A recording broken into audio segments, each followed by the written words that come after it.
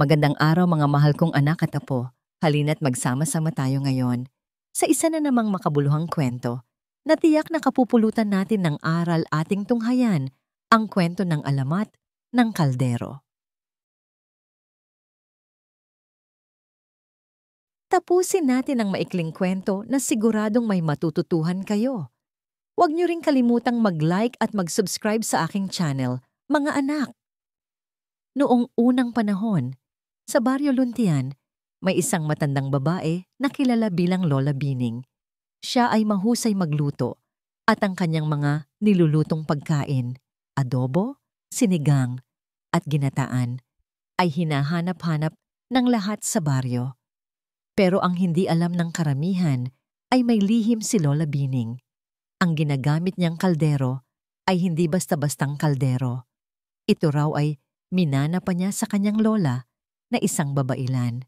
Sabi ng matatanda, kapag iniluto mo ang pagkain sa kalderong yon, kahit gaano kaunti ang sangkap, ay para bang isang handaan ng pista ang kinalalabasan. Masarap, marami, at busog ang lahat. Isang araw. Dumating ang panahon ng tagtuyot. Nawalan ng ani ang mga magsasaka at nagutom ang buong baryo. Maraming bata ang umiiyak sa gutom. Dahil dito, inilabas ni Lola Bining ang kanyang mahiwagang kaldero. Sa loob ng isang linggo, araw-araw siyang nagluluto ng lugaw, gamit lang ang kaunting bigas at asin, pero sapat ito para sa buong baryo.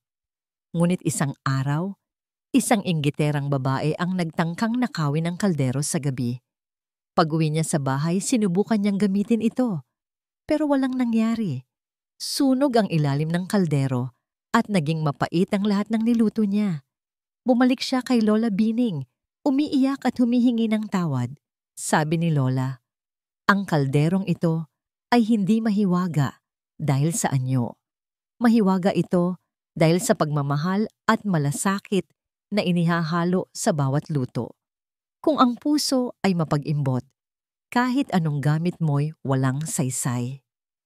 Mula noon, itinuring ng mga tao sa baryo na ang bawat kaldero sa kanilang bahay ay sagradong bahagi ng tahanan, hindi dahil sa material na halaga, kundi dahil ito'y sumasagisag sa pagkakaisa at pagmamalasakit sa isa't isa.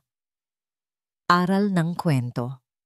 Hindi mahalaga kung anong gamit ang meron ka, kundi kung paano mo ito ginagamit. Para sa sarili o para makatulong sa iba. Huwag kalimutang i-like at mag-subscribe sa aking channel para sa mas marami pang kwento na tiyak ninyong magugustuhan. Mag-iwan ka rin ng komento kung anong kwento ang nais mong ibahagi ko sa susunod. Maraming salamat sa panonood.